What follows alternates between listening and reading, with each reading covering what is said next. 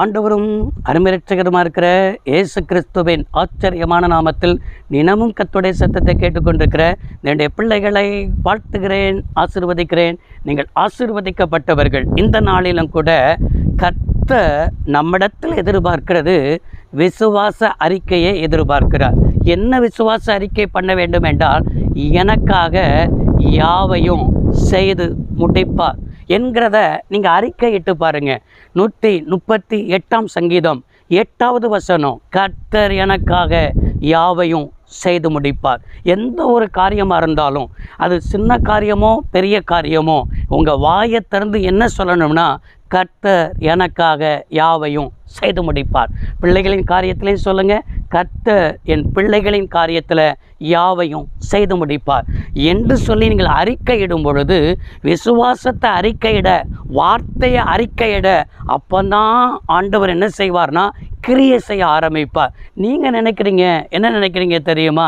ஆண்டவர் எனக்கு என்ன செய்கிறார், அவர் என் வாழ்க்கையில் என்ன குறுக்கிடுகிறார் என்கிற அவிசுவாசமான வார்த்தையையே ஆண்டவர் உங்களுடைய வாழ்க்கையில் அற்புதங்கள் செய்வதற்கு தடையாய் போகிறது. இயேசு ஒரு நாள் ஊழிய பாதையில் வளர்ந்த ஊருக்கு என்ன செய்கிறார், வருகிறார். வளர்ந்த ஊரில் வந்தால் எல்லாரும் சொல்கிறாங்க, இவன் தச்சனின் குமாரன் தானே, இவனுடைய தாய் மரியாள் தானே, இவனுடைய சகோதரர்கள் நம்மளோடு கூட இருக்கிறார்கள் அல்லவா என்று சொல்லி ஒரு தச்சனின் குமாரனாகவே இயேசுவை பார்த்தார்கள். அந்த ஊரில் அநேக அற்புதங்களை இயேசு என்ன செய்யவில்லை என்பதை பார்க்க முடிகிறது. அப்படி என்றால் இந்த வார்த்தையை கேட்டுக்கொண்டிருக்கிற தேவனுடைய பிள்ளைகளே, ஆண்டவர் அற்புதங்கள் செய்வதற்கு தடையாக இருக்கிறது எது தெரியுமா? நீங்கள் அதுதான் ஆண்டவர் சொல்லுகிறார். உங்கள் வாயின் வார்த்தைகள், உங்களுடைய இருதயத்தின் நினைவுகள், இதுதான் தடையாக இருக்கிறது. எனவே இந்த தடையை தூக்கி போட்டு இன்னைக்கு இந்த வார்த்தை அறிக்கையிடுங்க. 138ஆம் சங்கீதம் 8வது வசனத்தை சொல்லிக்கொண்டே இருங்கள். எனக்காக யாவையும் செய்து முடிப்பார் என்று சொல்லுங்கள்.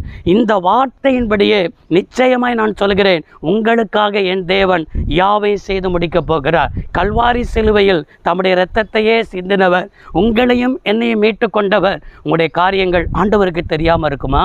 உங்கள் பிரச்சனை ஆண்டவருக்கு தெரியாமல் இருக்குமா? உங்கள் போராட்டம் ஆண்டவருக்கு தெரியாமல் இருக்குமா? நீங்கள் வடிக்கிற கண்ணீர் ஆண்டவருக்கு தெரியாமல் இருக்குமா?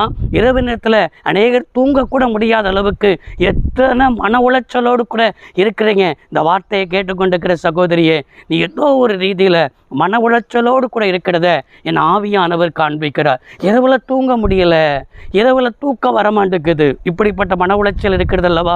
யாரிடத்துல என் பிரச்சனையை பகிர்ந்து கொள்ள, யாரிடத்துல என் கண்ணீரை பகிர்ந்து கொள்ள எனக்கு யாருமே இல்லையே. கவலைப்படுறியே, கண்ணீர் வெடிக்கிறியே. உன் கண்ணீரை நான் பார்க்கிறேன் மகளே, உன் கவலையை நான் பார்க்கிறேன் மகனே.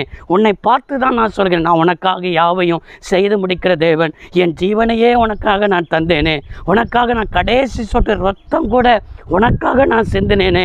இன்றைக்கும் பிதாவின் வலது பக்கத்தில் உனக்காக நான் பரிந்து பேசி கொண்டிருக்கிறேனே. அப்படி என்றால் உனக்காக நான் யாவையும் செய்து முடிக்காமல் இருப்பேனா? நீ சின்ன சின்ன காரியத்துக்கு வேதனைப்படுகிற, சின்ன வேலை கிடைக்கலன்னு வேதனைப்படுற, கடன் சுமைக்காக வேதனைப்படுற, வியாதிக்காக வேதனைப்படுற, இதெல்லாம் எனக்கு அற்பமான காரியம். நீ இதெல்லாம் விட்டுரு, என் சமூகத்தில் உட்காரு, என்னோடு கூட அமர்ந்துரு, நான் உனக்காக யாவையும் செய்து முடிப்பேன். கவலைப்படாத, நான் உன் கூட தான் இருக்கிறேன்னு சொல்லி ஆண்டவர் தேற்றி கொண்டிருக்கிறார், ஆற்றிக்கொண்டிருக்கிறார். சோர்ந்து போகாதே. 138:8 அறிக்கையிடு, அப்படியே கர்த்தர் செய்வார். ஜெபிப்போம். சர்வ வல்லமையுள்ள தேவமே, அருமை தகப்பனே, இந்த வார்த்தையை கேட்ட பிள்ளைகள் அப்படியே உடைய பிள்ளைகளுக்கு யாவையும் செய்து முடிக்கிறதுக்காக நன்றி. உடைய பிள்ளைகள் இந்த வார்த்தையின்படியே ஆசீர்வதிக்கப்படுவார்களாக. இயேசு இரட்சகர் நாமத்தில் வேண்டி கேட்கிறோம் நல்ல பிதாவே, ஆமேன். கர்த்தர் உங்களை ஆசீர்வதிப்பாராக. God bless you all.